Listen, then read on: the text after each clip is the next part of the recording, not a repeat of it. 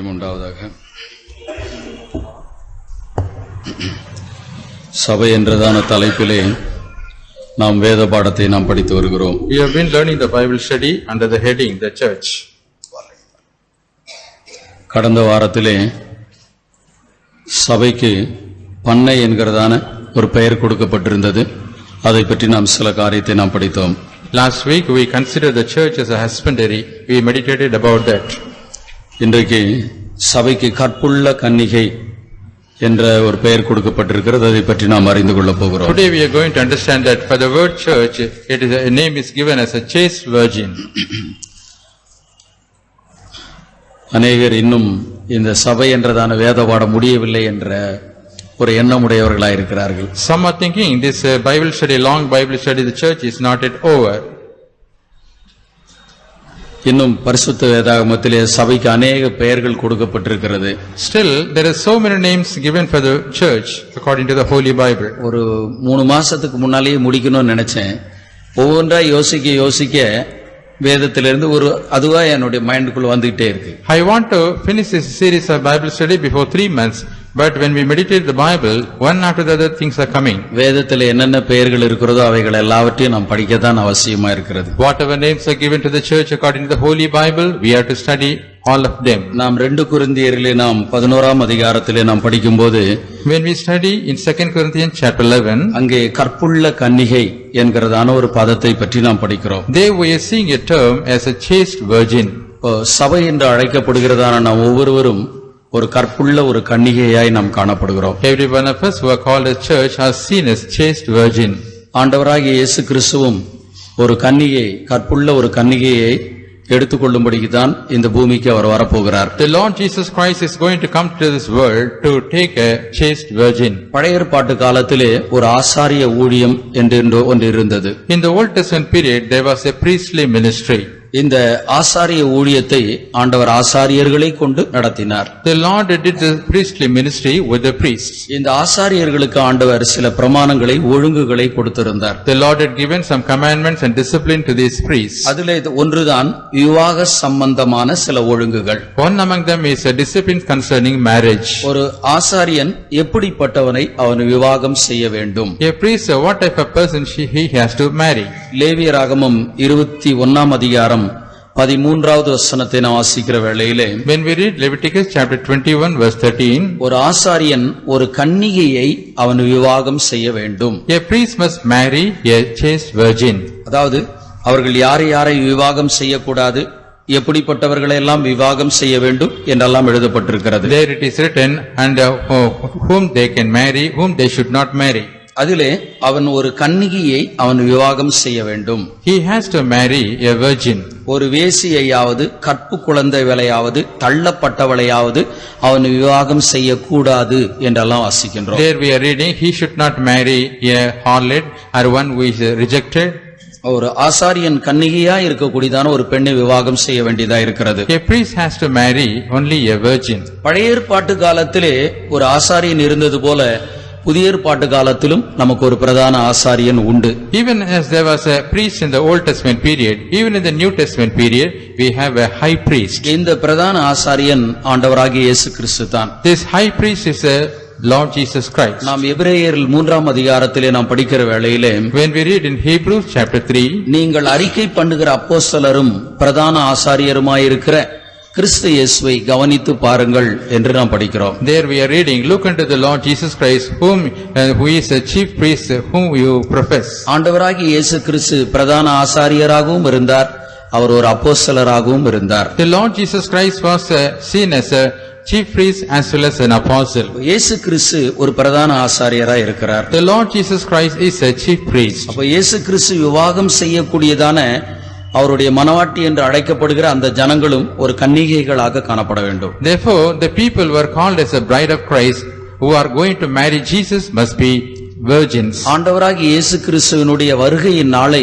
பரிசுத்த வேதாகமத்திலே விவாகத்தோடு திருமணத்தோடு கூட ஒப்பிட்டு தான் எழுதப்பட்டிருக்கிறது. The day of the coming of the Lord Jesus to this world is compared with a marriage. நாம் சந்தோஷப்பட்டு அவருக்கு துதி செலுத்த கடவும் ஆட்டுக்குட்டியானவருடைய கல்யாண நாள் வந்தது என்று நாம் வேதத்திலே வாசிக்கிறோம். In the Bible we see, let us give praise to the Lord, the marriage of the Lamb has come. கிறிஸ்துவினுடைய வருகை என்று சொல்வது அது ஒரு கல்யாண நாளுக்கு ஒப்புமையாக தான் எழுதப்பட்டிருக்கிறது. According to the Holy Bible, the coming of Christ is compared to a marriage day. நீங்களும் நானும் தான் அந்த கிறிஸ்துவுக்கு ஏற்றதான ஒரு மணவாட்டியாய் நாம் காணப்படுகிறோம். You and I are seen as a bride of Christ. மணவாட்டியாய் காணப்படுகிறதான நாம் ஒவ்வொருவரும் ஒரு கன்னிகையாக இந்த பூமியிலே வாழ வேண்டும். Every one of us who are seen as a bride of Christ must live as a virgin in this world. சரீர பிரகாரமாகவும் நம்முடைய ஆத்தும ரீதியிலும் இந்த பூமியிலே நாம் ஒரு கன்னிகையாக நாம் வாழ வேண்டியதா இருக்கிறது. Physically as well as spiritually, we have to live as a chaste virgin in this world. ஒரு நபரை நாம் கன்னிகை என்று சொல்லுவோமானால்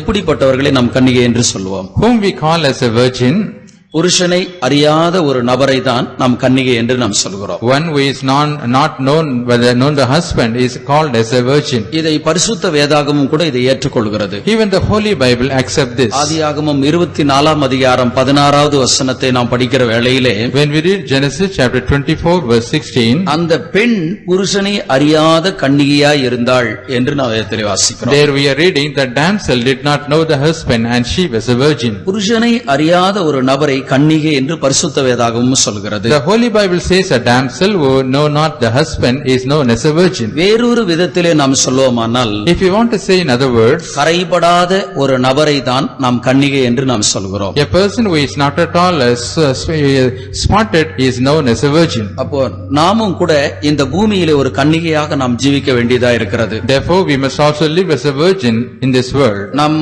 கன்னிகையாக நாம் காணப்பட வேண்டுமானால் இந்த பூமியிலே நாம் ஒரு கரைபடாத ஒரு ஜீவியத்தை நாம் செய்ய வேண்டும். If we want to live as a virgin in this world, we have to live a life without any spot. பரிசுத்த வேதாகமத்திலே 3 விதமான கரைகளை பற்றி நாம் படிக்கிறோம். In the Holy Bible, we study about 3 different types of defilements. ஒன்று உலகத்தால் ஏற்படுகிறதான ஒரு கரை. And one spot that is coming from the world. யாக்கோபின் புத்தகம் 1 அதிகாரம் 27வது வசனத்திலே நாம் படிக்கிறோம். We are reading it in James chapter 1 verse 27. இரண்டாவது மாம்சத்தால் ஏற்படக்கூடியதான ஒரு கரை.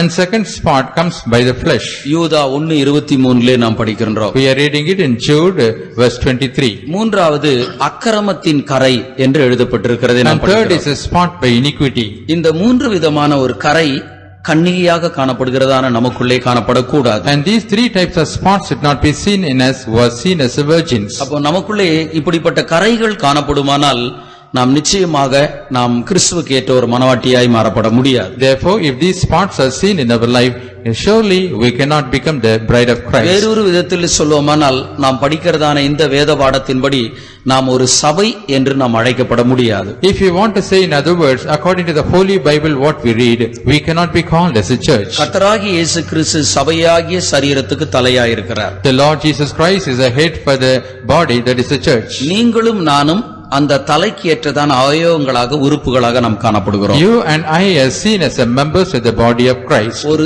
தலைக்கு ஏற்ற ஒரு சரீரம் இருக்கும்போதுதான் அந்த சரீரம் பார்ப்பதற்கு அழகாக காணப்படும். Only when there is a body according to the size of the head, it will be comely to look at. ஒரு பெரிய தலை ஆனால் சரீரமும் மிகவும் மெலிந்து போன ஒரு சரீரம் அது பார்ப்பதற்கு ஒரு அருவருப்பாய் காணப்படும். If the head is so big and the body is so lean, it will be awkward to look at. கர்த்தராகிய இயேசு கிறிஸ்து சபைக்கு அவர் தலையாய் காணப்படுகிறார். The Lord Jesus Christ is seen as a head for the church. நீங்களும் நானும் உறுப்புகளாய் இருக்கிறபடியினால் நாம் ஒவ்வொருவரும் சரீர அந்த உறுப்புகளிலே வளர்ச்சி பெற்றவர்களாக நாம் காணப்பட வேண்டும். You and I happen to be the members of the body. All of us must attain the necessary growth. ஆகவே நமக்குள்ளே இந்த 3 விதமான கரைகளும் காணப்படக்கூடாது. These 3 types of spots should not be seen in our life. முதலாவது கரை உலகத்திலே ஏற்படக்கூடியதான ஒரு கரை. The first spot is coming by the world.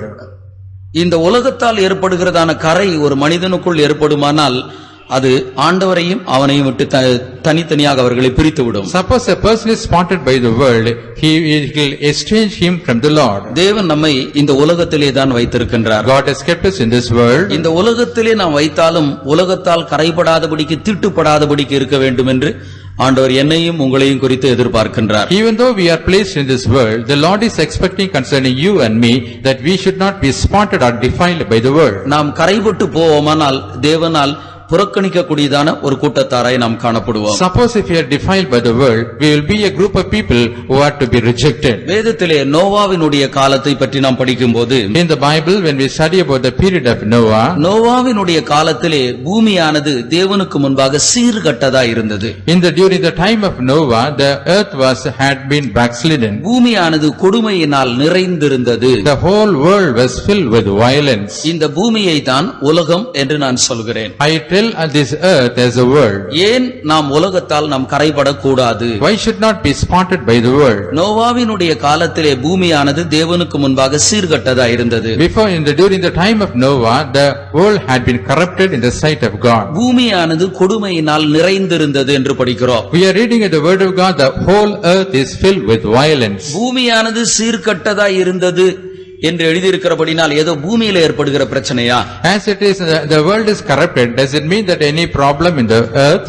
பூமியிலே காணப்படுகிறதான மனிதர்களுக்குள் இருக்கக்கூடியதான ஒரு பிரச்சனை தான். And that is a problem existing in the lives of the people who are living in this world. அதை தான் இந்த ஆதியாகமம் 6ஆம் அதிகாரம் 5வது வசனத்திலே நாம் படிக்கிறோம். That's what we are reading in Genesis chapter 6 verse 5. மனுஷனுடைய அக்கிரமமானது பூமியிலே பெருகினது, ஆகவே மனிதனை உண்டாக்கினதற்காக அவர் மனஸ்தாபப்பட்டார் என்று நாம் படிக்கிறோம். There we are reading, the Lord repented for having created man because the iniquity of man abounded in this world. அப்போ இந்த உலகமானது சீர்கெட்டு போய் காணப்பட்டது. This world had been corrupted. ஆகவே இந்த பூமியில் இருந்ததான சகலவற்றையும் ஆண்டவர் அழித்து போட்டார். Therefore the Lord destroyed all those things that were upon this earth. Noah என்கிற ஒரு மனிதனை மாத்திரம் வைத்துவிட்டு எல்லாவற்றையும் மனுஷர்கள், மிருக ஜீவராசிகள் எல்லாவற்றையும் ஆண்டவர் அழித்தார். The Lord spared only Noah and destroyed all the human race and the other things. அவன் மூலமாக இந்த பூமியில ஒரு பக்திக்குரிய ஒரு சந்ததி உண்டாக வேண்டும் என்று விரும்பினார். The Lord wanted a godly seed must be coming in this world through him. மீண்டும் இந்த பூமி சீர்கட்டதாய் தான் மாறிக்கொண்டே இருந்தது. Once again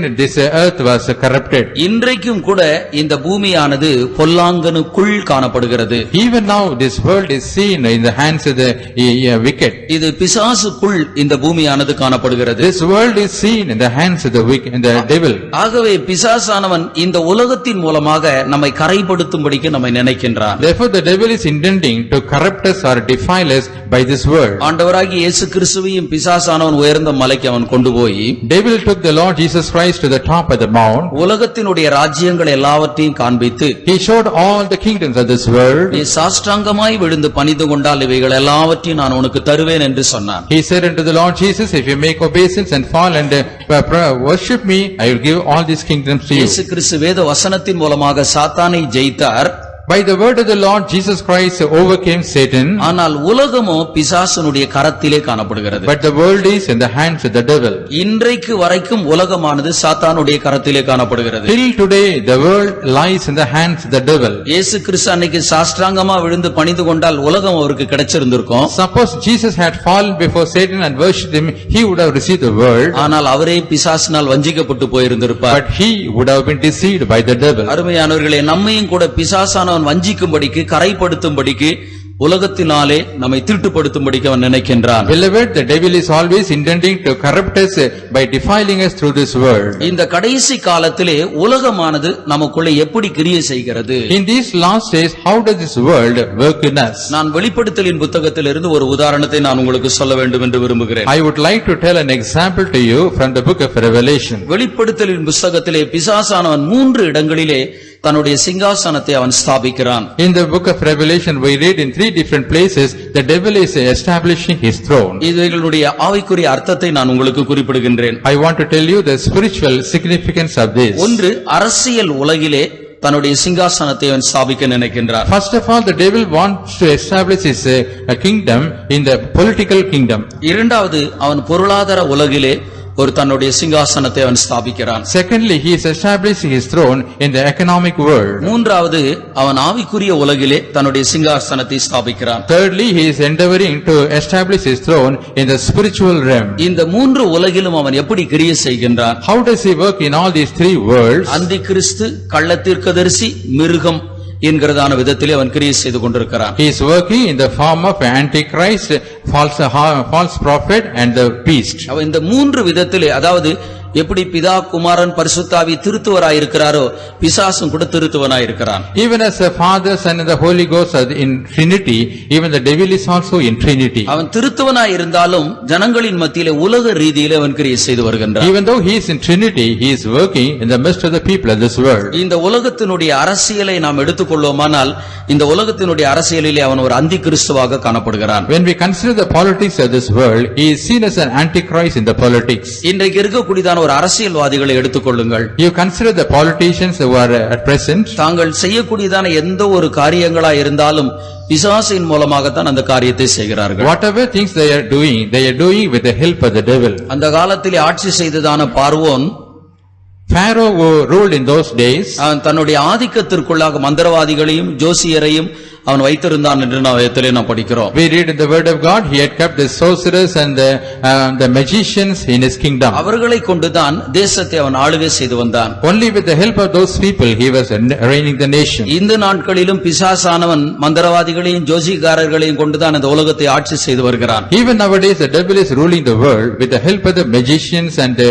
sorcerers. ஒரு ஆவிக்குரிய ஜனங்கள் என்று சொல்கிறவர்கள் இந்த உலக அரசியலிலே அவர்கள் எந்த விதத்தினால தலையிடக்கூடாது. The people were called as spiritual, they should never have any part in the politics of this world. அரசியல் என்று சொல்வது அது ஒரு உலகம்தான். அந்த அரசியலிலே கிறிஸ்தவர்கள் எந்த விதத்தினாலும் தலையிடக்கூடாது. When we say politics, it is a separate word.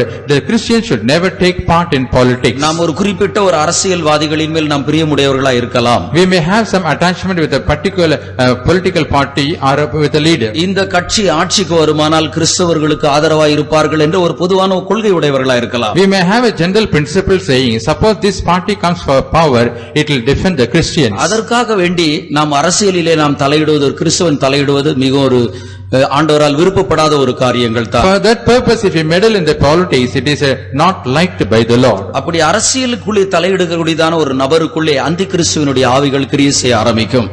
And the spirit of Antichrist will work in a person who is meddling in such politics. ஏன் ஒரு ஆவிக்குரிய கிறிஸ்தவன் இந்த அரசியலுக்குள்ளே தலையிடக்கூடாது? Why should not a spiritual Christian meddle in politics? அருமையானவர்களே, ஆண்டவர் நமக்கு ஒரு ஆளுகையை நமக்கு வைத்திருக்கிறார். Beloved, the Lord has kept a reign for us.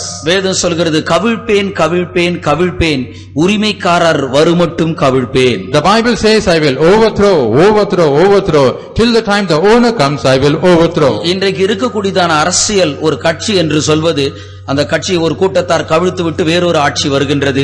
இப்படிதான் ஒன்றை கவிழ்த்து விட்டு இன்னொரு ஆட்சி செய்து வருகின்றார்கள். Nowadays in the politics we can understand that one party is ruling, the other party is coming and overthrowing this party, and the other party comes to power.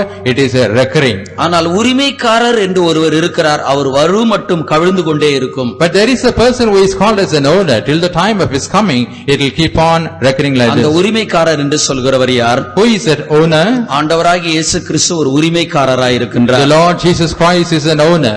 அவர் இந்த உலகத்தை நீதியாய் 1000 வருடம் அரசாட்சி செய்வார். He would reign this world for 1000 years righteously. நித்தியத்திலும் நமக்கு ஒரு ஆளுகை காணப்படுகிறது. Even in eternity we have a rulership. இந்த பூமியிலே ஆண்டவர் நமக்கு ஒரு ஆளுகையை வைத்திருக்கிறார். In this world the Lord has kept a reign for us. நாம் நித்தியத்தை கூட நாம் ஆளக்கூடியதான நிலவரத்தில் ஆண்டவர் நம்மை வைத்திருக்கிறார். The Lord has kept in a position that we may be able even to reign this eternity. நமக்கென்று இந்த பூமியிலே ஆண்டவர் ஒரு ஆளுகையை வைத்திருக்கிறபடியால் நாம் எந்த ஒரு அரசியல் காரியத்திலும் நாம் தலையிடக்கூடாது. As the Lord has kept a reign or rulership for us in this world, we should not mingle with any political parties. அப்படி நாம் தலையிடுவோமானால் நமக்குள்ளே ஒரு பொல்லாத ஆவியினுடைய வல்லமைகள், ஒரு உலகத்தினுடைய வல்லமைகள் நமக்குள்ளே கிரியை செய்து If கொண்டிருக்கும். we intervene like that, the spirit of the world will work in our life. இப்ப சமீபத்திலே நடந்ததான ஊராட்சி அந்த மன்ற தேர்தலிலே நம்முடைய சபையிலே உள்ளதான ஒருவர் அதிலே போட்டி, இந்த சபையில் அல்ல, நம்முடைய சபை சேர்ந்து ஒன்றிலே ஒரு நம்முடைய விசுவாசி ஒருவர் போட்டியிட்டார். One of our believers belonging not to this church but some other church,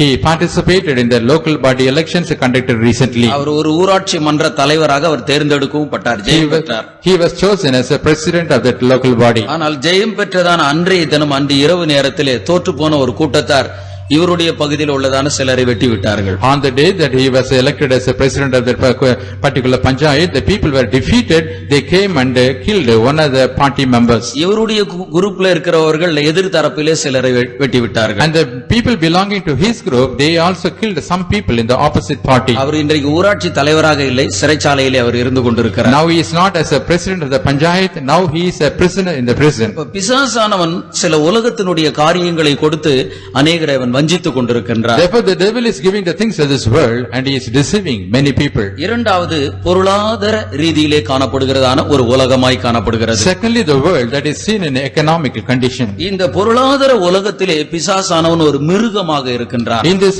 economic world, the devil is seen as a beast. அவன் மிருகமாக இருந்து இன்றைக்கு ஆட்சி செய்து வருகின்றான். He is seen as a beast and he is ruling the nation. நமக்கு பணம், பொருள் என்ற இவைகளெல்லாம் தேவைதான். We need money, substance, all these things. அதற்காக வேண்டி நம்முடைய எண்ணங்கள், கவனங்கள் எல்லாம் அதுக்குள்ளேயே நாம் காணப்படுமானால் பிசாசானவன் நம்மை அடிமைப்படுத்தி விடுவான். For that purpose, if you are completely fascinated by it, the devil will enslave us. இந்த பொருளாதார உலகம் என்று சொல்வதற்கு வேறொரு விளக்கத்தை நான் தருகின்றேன். I want to give you another explanation for this economic world. பெல்ஜியத்திலே 5 அடுக்கு மாடி உள்ளதான ஒரு கம்ப்யூட்டர் காணப்படுகிறது. In the land of Belgium, there is a gigantic computer to the size of 5-story building. இந்த கம்ப்யூட்டருக்கு பீஸ்ட் என்கிறதான ஒரு பெயரை வைத்திருக்கிறார்கள். The name of the computer is known as beast. இந்த கம்ப்யூட்டர் ஆனது எல்லாவற்றையும் ஆளுகை செய்யக்கூடியதான ஒரு தன்மை, அறிந்து கொள்ளக்கூடியதான ஒரு தன்மை காணப்படுகிறது. The beast is having a sensitive nature to understand the things of the world. இன்றைக்கு உலகமே கம்ப்யூட்டர் உலகமாய் காணப்படுகின்றது. The whole world is seen as a computer world at present. இந்த கம்ப்யூட்டர் வேர்ல்டுக்குள்ள நுழையிற எந்த ஒரு மனுஷனாய் இருந்தாலும் பிசாசினால் அவன் கட்டுப்படுத்தப்படுகின்றான். Any man who is entering into the computer world is being enthralled by the devil. மூன்றாவது தான் ஆவிக்குரிய உலகம் என்று சொல்வது. And third is a spiritual world. இந்த ஆவிக்குரிய உலகத்திலே பிசாசானவன் அவன் கள்ள தீர்க்கதரிசியாக கிரியை செய்கின்றான். In the spiritual world, the devil is working as a false prophet. இன்றைக்கு நம் மத்தியிலே வருகிறதான தீர்க்க தரிசனத்தை குறித்து நாம் பகுத்தறிவுடையவர்களாய் நாம் காணப்பட We வேண்டும். must have the discerning spirit concerning the prophecy that is arising in our midst. அதற்காக வேண்டி தீர்க்க தரிசனங்களை, தீர்க்க தரிசனம் சொல்லுகிறவர்களை அற்பமாக எண்ணுங்கள் என்று நான் சொல்லவில்லை. For that I don't come to say that you despise the people who are prophesying and despise the prophecies. பரிசுத்த வேதாகம் சொல்கிறது, ஒருவன் தீர்க்க தரிசனம் சொல்வானால் மற்றவர்கள் அதை பகுத்தறிய வேண்டும், கவனிக்க வேண்டும் என்று வேதத்திலே நாம் படிக்கின்றோம். In the Holy Bible we see, suppose a person is prophesying, others must be able to discern the prophecy. ஒரு தவறான ஒரு தீர்க்க தரிசனத்தை நாம் அறியாதிருப்போமானால் நாம் வஞ்சிக்கப்பட்டு நாமும் கூட விழுந்து போய்விடுவோம். Suppose if we are not able to discern the false prophecy, we will also be deceived and fall down. நாம் வெளிப்படுத்தலின் புத்தகம் நாம் 3ஆம் அதிகாரத்திலே நாம் படிக்கிற வேளையிலே In Revelation chapter 3 when we read, ஒரு கூட்ட சபையார் கள்ள தீர்க்க தரிசனத்தின் மூலமாக அவர்கள் வஞ்சிக்கப்பட்டு விழுந்து போனதை பற்றி நாம் வாசிக்கிறோம். there we see that in the church one group of people were deceived by the prophecy of the false prophet. ஆகவே பிசாசானவன் உலகம் என்ற காரியத்தை நமக்குள்ள இந்த 3 ரீதியில நமக்குள்ள புகுத்தும்படிக்கு அவன் பிரயாசப்படுகிறான். Therefore the devil is endeavoring to bring this world in 3 different forms into us. ஒரு சரியான ஒரு விழிப்பின் ஆவி இருந்து நம்மை கரைபடாதபடிக்கு நம்மை நாம் காத்துக்கொள்ள வேண்டும். We must keep ourselves with an awakening spirit and see that we are not defiled. உலகத்திலே 5 விதமான காரியங்கள் இருக்கிறதாக நாம் பரிசுத்த வேதாகமத்திலே நாம் படிக்கிறோம். In the Holy Bible we read there are 5 different things in this world. ஏற்கனவே நான் சொன்னது பிசாசானவன் நம்மை வீழ்த்துவதற்கு பயன்படுத்தக்கூடியதான ஆயுதம் என்று நான் சொன்ன காரியம். Already I told you this is a weapon used by the devil to falter us. இன்றைக்கு இப்போது பரிசுத்த வேதாகமத்திலிருந்து ஆவிக்குரியவர்களை வீழ்த்தும்படிக்கு பிசாசானவன் எப்படியெல்லாம் நமக்குள்ள கிரியை செய்கின்றான். And according to the Holy Bible we can see how the devil is working to bring down the spiritual people. முதலாவது உலகத்தினுடைய ஆவி என்று சொல்வது. First of all, it is known as the spirit of the world. 1 கொரிந்தியர் 2ஆம் அதிகாரம் 12வது வசனத்திலே நாம் வாசிக்கிறோம். We are reading it in 1 Corinthians chapter 2 verse 2. இரண்டாவது உலகத்தினுடைய பொருள் என்பது. Second is the things of this world. Lucas விசேஷம் 16ஆம் அதிகாரம் 19வது வசனம். Luke's Gospel chapter 16 verse 19. மூன்றாவது உலகத்தினுடைய கவலை என்பது. Third is the cares of this world. மத்தேயு விசேஷம் 6ஆம் அதிகாரம் 31வது வசனம். Matthew's Gospel chapter 6 verse 31. நான்காவது உலக சிநேகம் என்பது. Fourth is the love of the world. யாக்கோபு 4ஆம் அதிகாரம் 4வது வசனம். James chapter 4 verse 4. ஐந்தாவது உலகத்தினுடைய வேஷம் என்று சொல்வது. Fifth is the fashions of this world. 1 கொரிந்தியர் 7ஆம் அதிகாரம் 31வது வசனம். 1 Corinthians chapter 7 verse 31. உலகம் என்ற காரியத்திலே இந்த 5 காரியங்கள் அடங்கி காணப்படுகிறது. In the world, earth or world, these five things are contained. உலகம் அப்படின்னு சொன்ன உடனே ஏதோ நாம் காணக்கூடியதான ஒரு பூமி, ஒரு கட்டடம், இது மாத்திரம் தான் உலகம் என்று நாம் நினைத்து விடக்கூடாது. When we say world, we should not think what we see is the building and the world is a world. கொஞ்சம் வால்யூம் குறைத்து. உலகம் என்று சொல்லும்போது அந்த உலகத்துக்குள்ளே 5 காரியங்கள் காணப்படுகின்றன. When we say world, there are 5 things contained in the world. உலக ஆவி, உலக பொருள், உலக கவலை, உலக சிநேகம், உலக வேஷம். The spirit of the world, the love of the world, and the fashion of the world, and the caste of the world. உலக ஆவி என்று சொல்வது என்ன? What is the spirit of the world? நாம் ஆண்டவரை அறியாத காலத்திலே உலகத்தினுடைய ஆவிக்கு நாம் அடிமைப்பட்டு இருந்தோம். During the time we did not know the Lord, we were enslaved by the spirit of the world. ஆண்டவரை அறிஞ்சிட்ட பிற்பாடு ஆண்டவர் இந்த உலகத்தினுடைய ஆவியிலிருந்து நம்மை வெளியே கொண்டு வந்தார். After knowing the Lord brought us out of the spirit of the world. நாம் விட்டுவிட்ட ஒரு காரியத்தை மீண்டுமாக யோசித்து பார்ப்பது அது ஒரு உலக ஆவி. Suppose if we think about a particular thing which we already lived, that is the spirit of the world. உதாரணமாக நகை வேண்டாம் என்று விட்டு இருக்கலாம். For example, we might have forgone this jewels. அல்லது ஒரு ஆடம்பரமான ஒரு ஜீவியம் நமக்கு வேண்டாம் என்று நாம் விட்டு இருக்கலாம். Otherwise we might have left this pomp life. நாம் விட்டுவிட்ட ஒரு காரியத்தை மீண்டும் யோசிப்பது அது ஒரு உலகத்தினுடைய ஒரு ஆவியா இருக்கிறது. If we think again the things that already we left, it is a spirit of the world. வேதத்திலே லோத்தினுடைய மனைவியை பற்றி நாம் படிக்கும்போது, in the Bible when we study about the wife of Lot, அவள் சோதோமிலே குடியிருந்தாள். she was dwelling in Sodom. Sodom அழிக்கப்படுகிறதான நேரத்திலே அவளை வெளியே கொண்டு வந்து தேவதூதன் விடுறான். While the city Sodom was destroyed,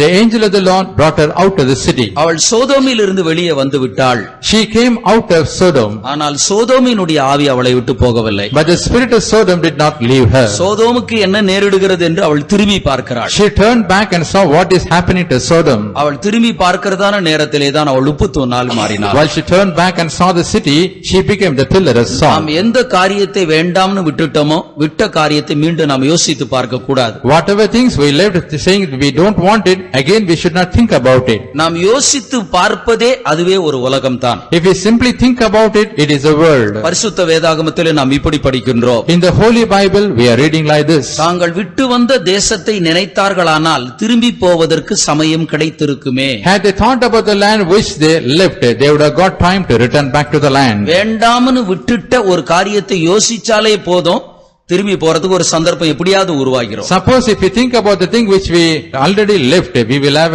an opportunity to take it back. நாம் எந்த காரியத்தை வேண்டாம் என்று விட்டோமோ அந்த காரியத்தை மீண்டும் நம்ம யோசிச்சு கூட நம்ம பார்க்கவே கூடாது. Whatever things we already rejected, we should never think about it. இரண்டாவது உலக பொருள் என்று சொல்வது. Second, the things of the world. இந்த பொருள்களின் மூலமாகவும் பிசாசானவன் வஞ்சிக்கும்படிக்கு பிரயாசப்படுகிறார். The devil is laboring to deceive us even through these things. வேதத்திலே நாம் யாக்கோபை பற்றி நாம் படிக்கும்போது, in the Bible when we study about Jacob, அவன் யாக்கோபு சுக்கோத் என்றதான ஒரு இடத்திலே தங்கினான். Jacob dwelt in a place called Succoth. அந்த யாக்கோபை ஆண்டவர் பெத்தேலுக்கு வா என்று சொல்லி அழைக்கின்றார். The Lord called Jacob saying, you come to Bethel. 21 ஆண்டுகள் தன்னுடைய மாமனார் வீட்டிலே பாதான் ஆராமிலே அவன் குடியிருக்கிறான். For 21 years he dwelt in his uncle's house at Padan Aram. ஆண்டவர் அவனை பெத்தேலுக்கு வா என்று சொல்கிறார். The Lord said unto him, you come unto Bethel. இவன் பெத்தேலுக்கு புறப்பட்டு வருகின்றான். He is proceeding towards Bethel. புறப்பட்டு வருகிறதான நேரத்திலே சுக்கோத் என்றதான ஒரு இடத்திலே வந்து தங்குகிறான். While proceeding towards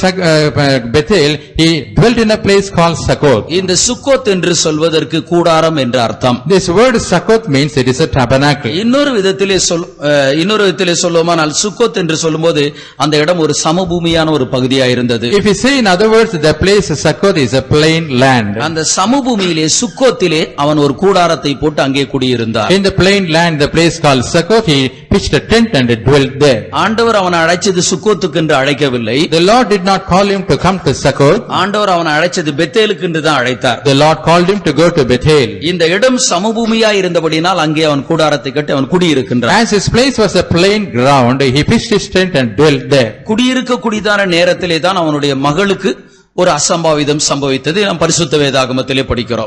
When he dwelt in that particular place, in the Holy Bible we see that an incident, an untoward incident happened to her daughter. இந்த சம்பவத்திற்கு பிற்பாடு சீகேம் ஊரார் யாக்கோபினிடத்தில் இப்படி சொல்கிறார்கள். After this incident, the people of Shechem told unto Jacob, ஆதியாகமம் 34 அதிகாரம் 10வது வசனத்திலே நாம் வாசிக்கும் போது, when we read Genesis chapter 34 verse 10, சீகேம் ஊரார் 3 காரியத்தை யாக்கோபினிடத்திலே சொல்கிறார்கள். the people of Shechem told 3 things to Jacob. ஒன்று, நீங்கள் எங்களோடு கூட வாசம் பண்ணுங்கள். First of all, you can dwell with us. இரண்டாவது, வியாபாரம் பண்ணுங்கள். Second, you can trade with us. மூன்றாவது, பொருள் சம்பாதியுங்கள் என்று சொல்கிறார். Third, you can earn substance. அப்போ என்றைக்கு ஒரு மனுஷன் சாத்தானுடைய கரங்களிலே அடிமைப்படுகின்றானோ, On the day when man is enslaved in the hand of a devil, இந்த 3 காரியங்களை பிசாசானவன் அவர்களுக்குள்ளே புகுத்துகின்றான். the devil is injecting these 3 things into them. எங்களோடு கூட நீங்கள் வாசம் செய்து பொருள் சம்பாதித்து வியாபாரம் பண்ணுங்கள். You dwell with us and you earn things and you trade with us. இந்த யாக்கோபனுடைய குடும்பத்தார் சீகேம் ஊராரோடு வாசம் பண்ணும்படிக்கு ஆண்டவர் தெரிந்து கொண்டார். Did the Lord choose the family of Jacob to dwell with the people of Shechem? இந்த குடும்பத்தார் தேவனோடு கூட வாசம் பண்ணும்படிக்கு தெரிந்து கொண்டார். The Lord chose his family that they may dwell with the Lord. பிசாசானவன் பொருளை காண்பித்து அநேகரை தன்னுடைய பக்கமா எடுத்துக்கிட்டே இருக்கிறான். The devil is showing the things of this world and he is attracting so many people unto himself. இஸ்ரவேல் ஜனங்களை குறித்து ஆண்டவர் என்ன சொன்னார்? What did the Lord say about the people of Israel? பொருளாசை என்னும் அக்கிரமத்தின் நிமித்தம் நான் அவர்களை கடும் கோபம் கொண்டு அடித்தேன் என்று சொல்கின்றார். Because of the covetousness, with a great anger I destroyed them. அப்போ பொருளாசை என்பது ஒரு உலகமா இருக்கிறது, அதிலிருந்து நம்மை விடுவித்துக் கொள்ள வேண்டும். Therefore covetousness is this world, we have to deliver ourselves from that. மூன்றாவது, உலக கவலை என்று சொல்வது. Third is a cares of this world. இந்த உலக கவலை என்பது என்ன? What is a cares of this world? எண்ணத்தை உண்போம், எண்ணத்தை உடுப்போம், எண்ணத்தை புசிப்போம் என்று நீங்கள் கவலைப்படாதிருங்கள். Do not worry that thinking that what shall we eat, what shall we drink, what shall we clothe. நம்முடைய தேவைகள் எல்லாவற்றையும் தருவதற்கு நம்முடைய ஆண்டவர் போதுமானவராய் காணப்படுகின்றார். Our God is sufficient to meet all our needs.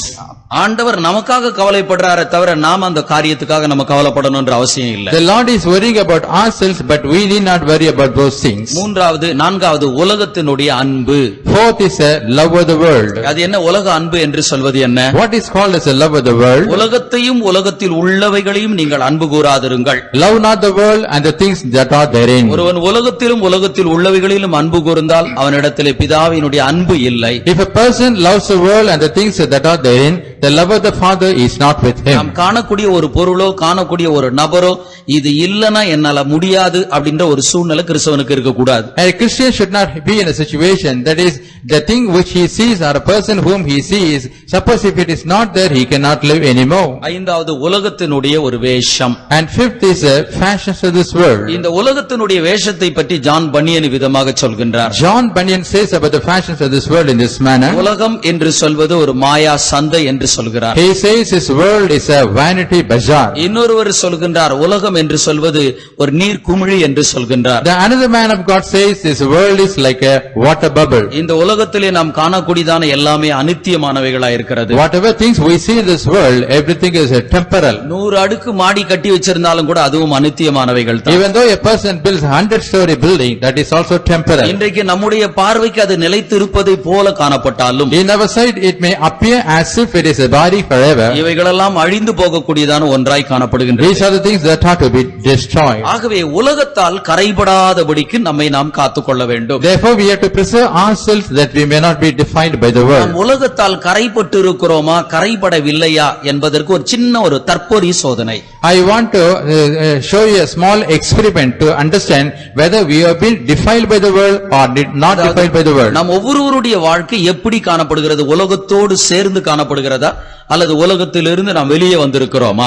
What is the condition of our life, whether we have been associated very much with the world or we are away from the world? அதற்கு வேதத்திலிருந்து சில வசனத்தை நான் சொல்கின்றேன். For that, to prove that, I want to give you some references from the Bible. யோவான் சுவிசேஷம் 16 அதிகாரம் 33வது வசனத்தை நாம் படிக்கும்போது, when we read John's Gospel chapter 16 verse 33, நாம் உலகத்தாராய் இல்லாவிட்டால் உலகம் நம்மை உபத்திரவப்படுத்தும். If we are not of the world, this world will persecute us. இந்த உலகத்திலே நீங்கள் உபத்திரவப்படுவீர்கள் என்று இயேசு சொன்னார். The Lord Jesus Christ said unto the people, you shall be persecuted in this world. நமக்கும் இந்த உலகத்துக்கும் சம்பந்தம் இல்ல அப்படின்னா நமக்கு இந்த உலகத்துல உபத்திரவம் இருக்கும். Suppose if we don't have any connection whatsoever with the world, we will have tribulation in this world. இரண்டாவது 1 கொரிந்தியரின் புஸ்தகம் 4ஆம் அதிகாரம் 9வது வசனத்தை நாம் படிக்கும்போது, And next, 1 Corinthians chapter 4 verse 9, உலகத்திலே நாம் வேடிக்கையாக நாம் எண்ணப்படுவோம். we will be considered as a gazing stock in this world. நம்ம பார்க்கக்கூடியதான ஜனங்கள் ஒரு பரியாசமா பார்ப்பாங்க. The people who look at us will see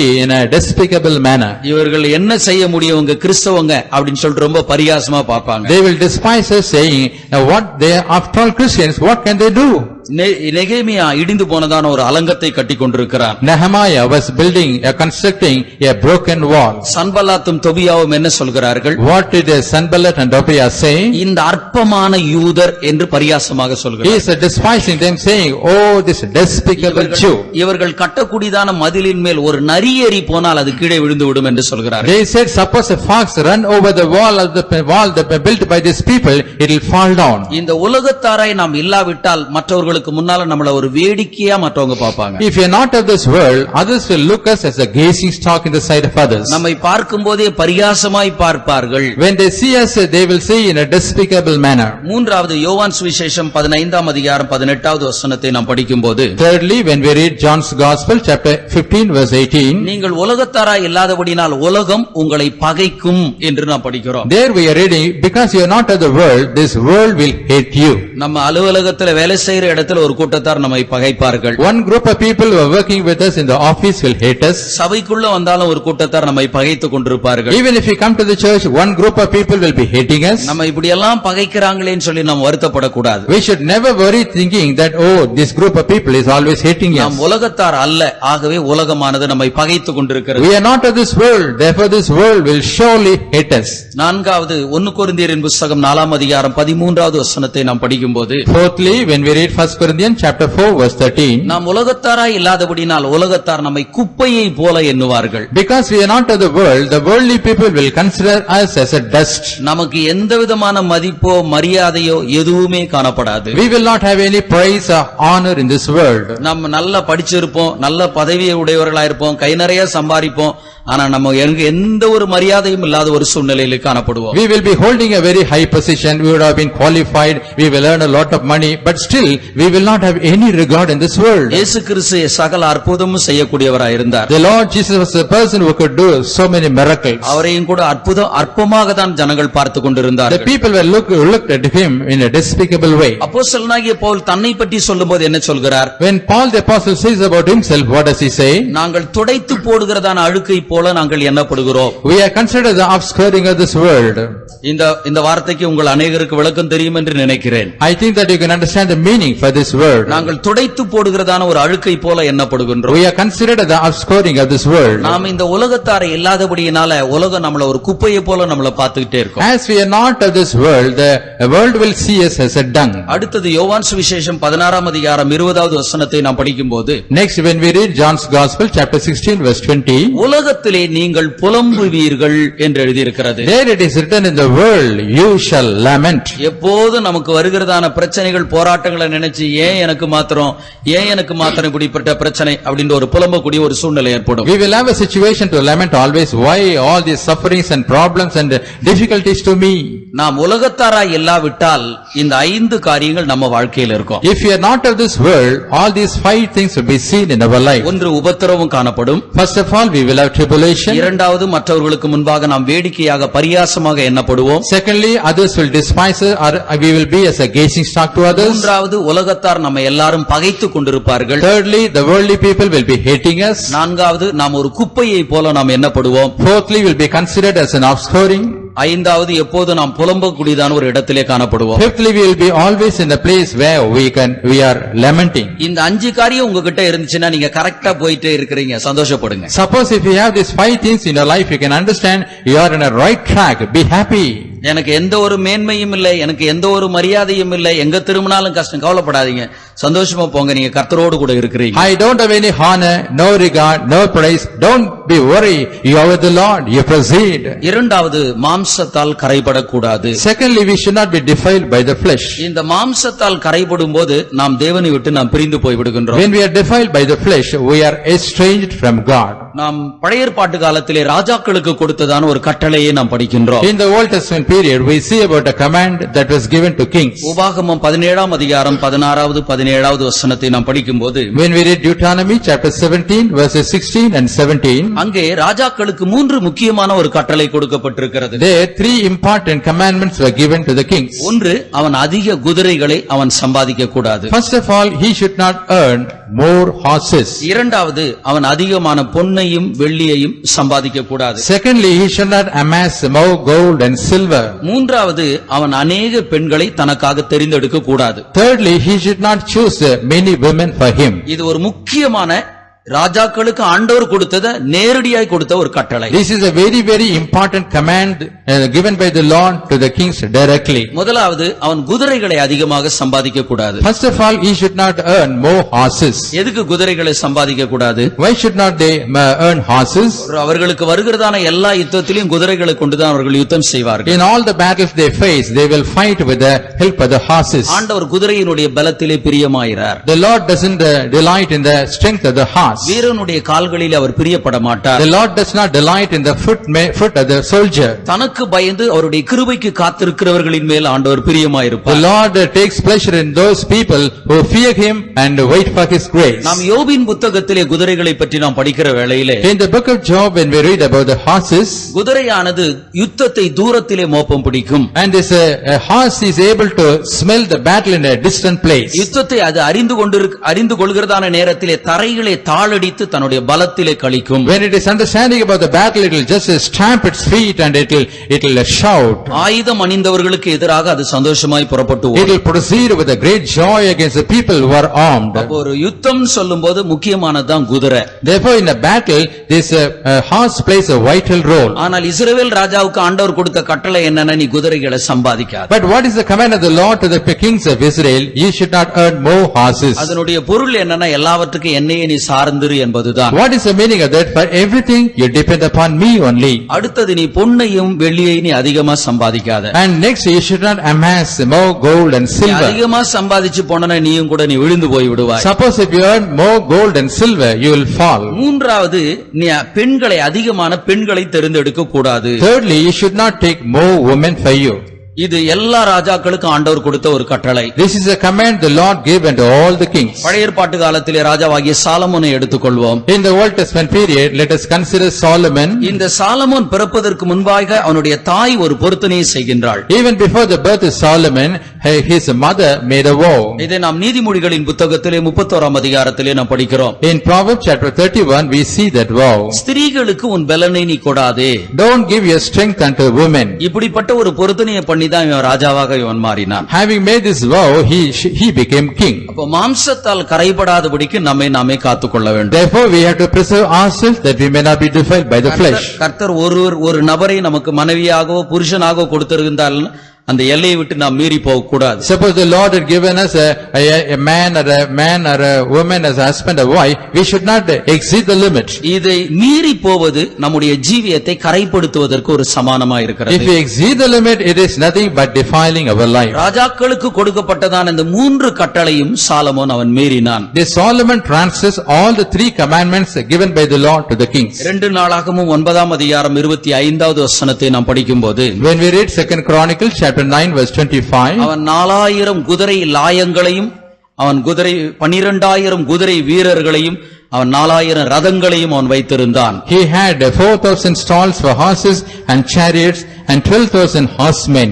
2 நாளாகமும் 9ஆம் அதிகாரம் 24வது வசனத்தை நாம் படிக்கும்போது, When we read 2 Chronicles chapter 9 verse 24, அவன் மிகுதியான பொன்னையும் அவன் வெள்ளியையும் வைத்திருந்தான். he had lot of silver and gold. இன்னும் நாம் 1ஆம் ராஜாக்களின் புத்தகத்திலே நாம் படிக்கிற வேளையிலே, Still, when we read in 1 Kings, அவனுக்கு 700 மனைவிகளும் 300 மறுமனையாட்டிகளும் காணப்பட்டார்கள். he had 700 wives and 300 concubines. ஒரு ராஜாக்களுக்கு ஆண்டவர் எந்த 3 கட்டளையை கொடுத்திருந்தார், அந்த 3 கட்டளையை அவன் மீறி நடந்தான். And he transgressed all the 3 commands given by the Lord. அப்போ நாம் மாம்சீகத்தினால் கரைபடாதபடிக்கு நாம் காத்துக்கொள்ள வேண்டும். Therefore, we have to preserve ourselves that we may not be defiled by the flesh. அடுத்தது அக்கிரமத்தினுடைய கரை என்று சொல்வது. Next, the defilement by iniquity. அது என்ன? அக்கிரமம் என்று சொல்வது என்ன? What is called as iniquity? இதற்கு 2 விளக்கத்தை தருகின்றேன். I give you 2 meanings for this. ஒன்று, கிரமத்துக்கு மாறாக நடப்பது அக்கிரமம். And walking against the order or discipline is an iniquity. தேவ சித்தத்திற்கு மாறாக நடப்பது அக்கிரமம். And And the next is, if you walk contrary to the will of God, that is an iniquity. இயேசு கிறிஸ்து அக்கிரம செய்கைக்காரரை என்னை விட்டு அகன்று போங்கள் என்று சொல்வார். Jesus Christ would say, "Oh, the workers of iniquity, depart from me." உம்முடைய நாமத்தினாலே அற்புதங்களை செய்தோம், அடையாளங்களை செய்தோம், தீர்க்க தரிசனம் உரைத்தோம் என்று சொல்வார்கள். They will say, "Lord, in thy name we prophesied, we did miracles and wonders." இயேசு கிறிஸ்து அக்கிரம செய்கைக்காரரை என்னை விட்டு அகன்று போங்கள் என்பார். The Lord Jesus Christ would tell unto them, "Ye workers of iniquity, depart from me." தேவ சித்தம் செய்யாத ஒரு நபர் அவர்கள் அக்கிரமக்காரராய் காணப்படுகின்றார்கள். A person who is not doing the will of God is considered as a worker of iniquity. நாம் ஒவ்வொருவரும் கற்புள்ள கன்னிகை என்று அழைக்கப்படுகிறோம். Every one of us are called as a chaste virgin. அப்போ நாம் கரைபடாதபடிக்கு நம்மை நாம் காத்துக்கொள்ள வேண்டும். We have to preserve ourselves that we may not be defiled. இரண்டாவது, கற்புள்ள கன்னிகை என்று சொல்கிறவர்கள் எப்படி காணப்பட வேண்டும்? Secondly, the people who are called as a chaste virgin, how should they be? 2 கொரிந்தியரின் புத்தகம் 11ஆம் அதிகாரம் முதல் 3 வசனத்தை படிக்கும்போது, When we read 2 Corinthians chapter 11, first 3 verses, அப்போஸ்தலனாகிய பவுல் சபையாரை பார்த்து விதமாக சொல்கிறார். Paul the apostle says unto the congregation, நான் உங்களை கற்புள்ள கன்னிகையாக கிறிஸ்து என்னும் ஒரே புருஷனுக்கு நியமிக்க ஒப்பு கொடுத்தபடியால், As I have espoused you to one husband, that I may present you as a chaste virgin to Christ. தேவ வைராக்கியமான வைராக்கியம் கொள்கிறேன். I jealous over you with godly jealousy. தயவுசெய்து கவனமாக கேளுங்கள். Please listen carefully. நான் உங்களை கற்புள்ள கன்னிகையாக கிறிஸ்து என்னும் ஒரு புருஷனுக்கு நியமித்திருக்கிறபடியால், As I have espoused you to one husband, that I may present you as a chaste virgin to Christ. தேவ வைராக்கியமான வைராக்கியம் கொண்டிருக்கிறேன். I am jealous over you with godly jealousy. இந்த வசனத்தில் அப்போஸ்தலனாகிய பவுல் சபையாருக்கு ஒரு தகப்பன போல நடந்து கொள்கிறார். In this chapter we see Paul the apostle is behaving as a father to the church. கிறிஸ்து என்னும் ஒரு புருஷனுக்கு நியமித்திருக்கிறபடியால், As they are espoused to one husband called Christ. உங்க வீட்டுல ஏதோ ஒரு வாலிப பெண் இருக்குதுன்னு வச்சுக்கோமே. For example, there is a young girl in your family. அந்த வாலிப பெண் நம்முடைய வீட்டுல இருக்கிற வரைக்கும் ரொம்ப கண்டிப்பை அவர்களிடத்திலே காண்பிப்போம். As long as that young girl is in the family, we will be very strict with that girl. அதுவும் திருமணத்திற்கு என்று ஒரு நிச்சயம் ஏற்பட்டு விட்டது என்று வைத்துக் கொள்வோம். Suppose a betrothal is fixed for that girl, அவர்களை வீட்டை விட்டு வெளியே அனுப்புறதுக்கு கூட நாம் தயங்குவோம். we will hesitate even to send the girl out of home. உங்க மகள் அங்க பார்த்த இங்க பார்த்தன்னு யாரும் ஒரு குறை சொல்லக்கூடாதுன்னு சொல்லிட்டு ரொம்ப பத்திரமாய் We பாதுகாப்போம். will be very careful to preserve our daughter safely. They are thinking that others should not say, "I saw your daughter here or there." இதுக்கு ஒப்பிட்டு தான் அப்போஸ்தலனாகிய பவுல் சொல்கிறார். Comparing this, St. Paul says, கிறிஸ்து எனக்கூடியதான ஒரு புருஷனுக்கு உங்களை நியமித்திருக்கிறபடியால், As I have espoused you to one husband called Christ, தேவ வைராக்கியமான வைராக்கியம் கொண்டிருக்கிறேன். I am jealous over you with godly jealousy. ஒரு கன்னிகை என்று சொல்கிறவர்கள் எப்படிப்பட்டவர்களாய் காணப்பட வேண்டும்? Therefore they who are called as a virgin, how should they be? ஒன்று, அவர்களுக்குள்ளே வைராக்கியம் காணப்பட வேண்டும். First of all, they must have a zeal within them. தங்களை குறித்ததான வைராக்கியம் தங்களுக்கு காணப்பட வேண்டும். They must have a zeal concerning themselves. இன்னொரு விதத்திலே இது ஊழியக்காரனை சார்ந்தது. In other words, it is of the servants of God. இவர்கள் கிறிஸ்து எனக்கூடியதான புருஷனுக்கு நியமிக்கப்பட்டவர்கள். They have been espoused for the husband Christ. ஆகவே ஒரு ஊழியக்காரன் சபையார் இடத்திலே அவர்களிடத்திலே ஒரு வைராக்கியத்தை காண்பிக்க வேண்டியதா இருக்கிறது. Therefore, a servant of God must show zealous towards the church. நம்முடைய ஊழியத்தினுடைய மேன்மை என்ன? What is the excellency of a ministry? எந்த மனுஷனையும் கிறிஸ்து இயேசுவுக்குள்ள தேறினவனாக நிறுத்தக்கூடிய ஒரு ஊழியம். It is a ministry of presenting every man perfect in Christ Jesus. இதை அப்போஸ்தலனாகிய பவுல் சொல்றார், கிறிஸ்து என்னுடைய புருஷனுக்காக நான் நியமிச்சிருக்கிறேன், அதனால உங்கள்ட்ட நான் வைராக்கியம் கொள்கிறேன். Paul the apostle says, I am jealous over you with godly jealousy, because I have espoused you as a chaste virgin to Christ. அப்ப நாம் கன்னிகைகளாக காணப்படுகிறோம். கர்த்தருடைய ஊழியக்காரர்கள் நம்மிடத்திலே வைராக்கியம் உடையவர்களாய் காணப்படுவார்கள். And we are seen as a virgin, the servants of God will have a zeal towards us. எப்படி ஒரு பெற்றோர் தங்களுடைய பிள்ளைகளை பாதுகாப்பதற்கு கண்டிப்பாக காணப்படுகிறார்களோ, நம்முடைய கன்னிமையை பாதுகாப்பதற்கு கர்த்தருடைய ஊழியக்காரர்கள் நம்மிடத்திலே வைராக்கியமாக கண்டிப்பாக காணப்படுவார்கள். Even as the parents are very strict with their young daughter, in the same way the servants of God will have a zeal towards the church. அப்போஸ்தலனாகிய Pavul சபையாரிடத்திலே அன்புடையவராயிருந்தார். Paul the apostle was loving the church. உங்களுக்காக செலவு பண்ணவும் செலவு பண்ணப்படவும் வேண்டும் என்று சொல்கிறார். He says, I am ready to be spent and to spend. அதே நேரத்திலே நாம் 1 கொரிந்தியரின் புத்தகத்திலே நாம் படிக்கிறதான வேளையிலே 4ஆம் அதிகாரம் 21வது வசனத்திலே உங்களோடு அன்போடு வர வேண்டுமா பிரம்போடு வர வேண்டுமா என்று சொல்கிறார். At the same time, when we read in 1 Corinthians chapter 4 verse 21, he is asking the church saying, should I come with love or with a cane? அன்போடு வர வேண்டுமா உங்களிடத்திலே பிரம்போடு வர வேண்டுமா? Should I come unto you with love or with a cane? அவர்களிடத்திலே அவர் கண்டிப்பை தான் அவர் வெளிப்படுத்தினார். He is showing strictness with them. அப்ப சில நேரத்திலே சபைக்குள்ள ஒரு ஊழியக்காரன் கண்டிப்பையும் கூட வெளிப்படுத்த வேண்டியதா இருக்கிறது. In the same time, sometimes the servant of God must reveal severity with the church. ஊழியக்காரர்கள் கண்டிப்பாக இருக்கிறார்களே அப்படின்னு சொல்லி நாம் வேதனைப்படக்கூடாது. We should never worry thinking that the servants of God is so strict. நம்முடைய பிள்ளைகளிடத்திலே நாம் அதிகமான கண்டிப்பை நாம் வெளிப்படுத்துகிறோம். We are exhibiting a more severity with our children. அதை பிள்ளைகள் அதை ஏற்றுக்கொள்கிறதில்லை. But the children don't accept it. பெற்றோர்களை ஏதோ ஒரு பெரிய தீவிரவாதி போல அவங்க நினைக்கிறாங்க. They consider the parents as a terrorist. ஆனா நமக்கு என்ன தெரியுது அப்படின்னா நம்ம கண்டிப்பா வளர்த்தா தான் பிள்ளைங்க நல்லா இருக்கும் அப்படின்னு நாம உணர்கிறோம். But what we know is only if we bring our children with strictness, they will grow well. அதுபோல ஒரு ஊழியக்காரன் சபையார் இடத்திலே ஒரு வைராக்கியத்தோடு கூட காணப்படும் போதுதான் அவர்கள் கிறிஸ்துவுக்கேற்ற ஒரு கன்னிகையாய் உருவாக்கப்பட முடியும். Therefore, in the same way, only when the servant of God is zealed towards the church, they can grow as a chaste virgin to Christ. அவர்களுடைய ஜீவியத்திலே ஏதாவது ஒரு குறைபாடு வருகிறதான நேரத்திலே ஒரு ஊழியக்காரன் கன்சாடையா இருக்கக்கூடாது. Suppose when shortcomings come in the life of the church, the servant of God should not wink at them. அவர்கள் கன்சாடையாய் காணப்படுவார்களானால் நாம தான் கெட்டு போய்விடுவோம். If they simply wink at us, we will be corrupted. நம்முடைய வாழ்க்கையிலே ஏதாவது ஒரு தவறு வரும்போது உடனே அவர்களிடத்திலிருந்து ஒரு தண்டனையை நாம் பெற்றுக்கொள்ள வேண்டும். When a shortcoming or a fault come in our life, immediately we have to receive a punishment from the servant of God. இஸ்ரவேல் ஜனங்கள் தவறு செய்ததான நேரத்திலே தேவனே நேரடியாக ஒரு தண்டனையும் கொடுத்தார். When the people of Israel committed mistake, the Lord himself punished them directly. அவர்களுக்காக நியமிக்கப்பட்டதான ஊழியக்காரனாகிய மோசே கூட அவர்களுக்கு தண்டனையை தருகின்றார். Even Moses was appointed by the Lord for them, gave punishment to the people. ஆண்டவர் மோசேயை சொல்றார், நீ எகிப்திலிருந்து கொண்டு வந்த ஜனங்கள் தங்களை கெடுத்துக் கொண்டார்கள். The Lord said unto Moses, your people whom you brought from the land of Egypt corrupted themselves. மலையில் இருந்து நீ இறங்கி போ அப்படின்னு தான் சொல்றார். The Lord said unto Moses, you get down from the mount and go. இதுக்கு மேல ஏதாவது ஒரு காரியத்தை ஆண்டவர் சொன்னாரா? Did the Lord tell anything more than this? அந்த ஜனங்கள் தங்களை கெடுத்துக் கொண்டார்கள், நீ இறங்கி போ என்று சொல்கிறார். The Lord said unto Moses, those people corrupted themselves and now you proceed. ஆனால் இறங்கி வந்த மோசே என்ன செய்கின்றான்? But Moses who alighted from the mount, what did he do?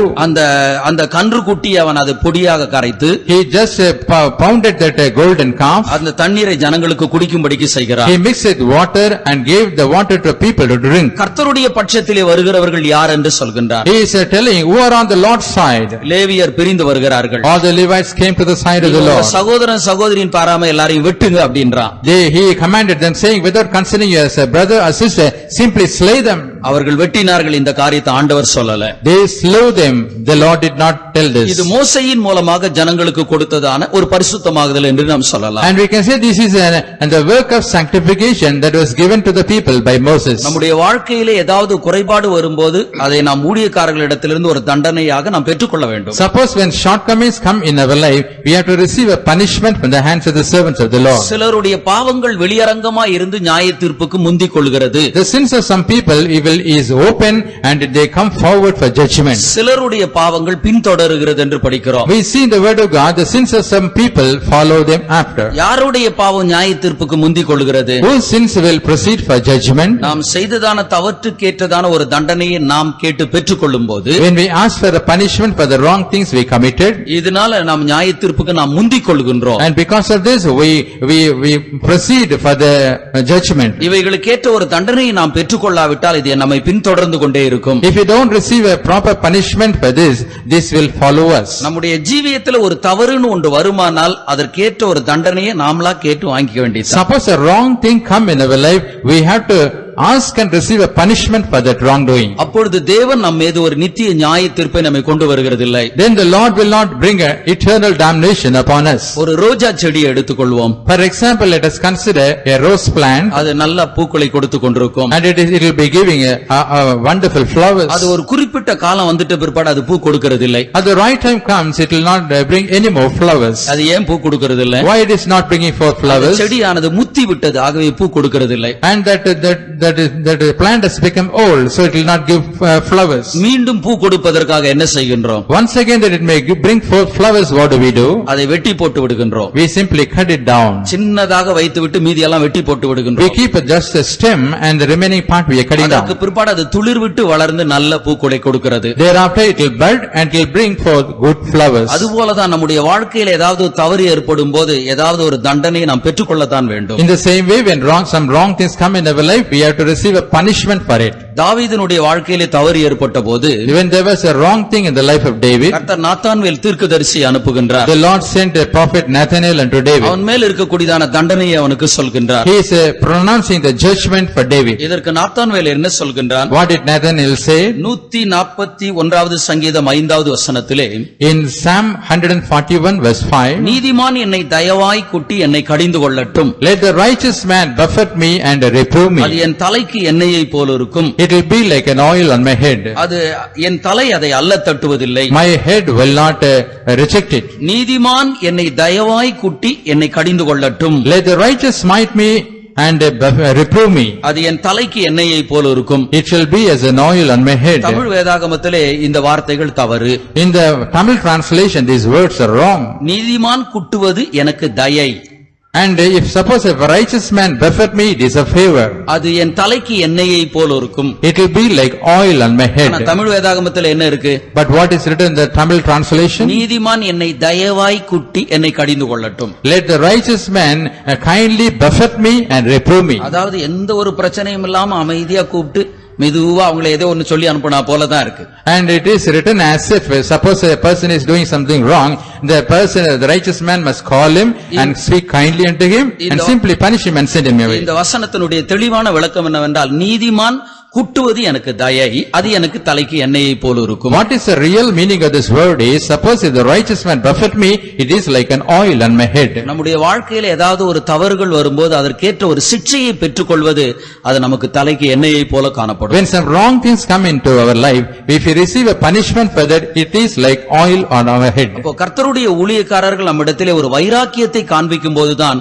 நாம் ஒரு கன்னிகை என்ற ஒரு நிலவரத்திலே காணப்படுகிறோம். Therefore, when the servants of God show a zeal towards us, we are coming to the position of a virgin. மூன்றாவது, இதே 2 கொரிந்தியர் 11ஆம் அதிகாரத்திலே நாம் மீண்டும் படிக்கிற வேளையிலே, And thirdly, when we read in the same 2 Corinthians chapter 11, நான் உங்களை கற்புள்ள கன்னிகையாக கிறிஸ்து என்னும் ஒரே ஒரு புருஷனுக்கு நியமித்திருக்கிறபடியால், as I have espoused you to one husband, that I may present you as a church virgin to Christ, தேவ வைராக்கியமான வைராக்கியம் கொண்டிருக்கிறேன். I am jealous over you with godly jealousy.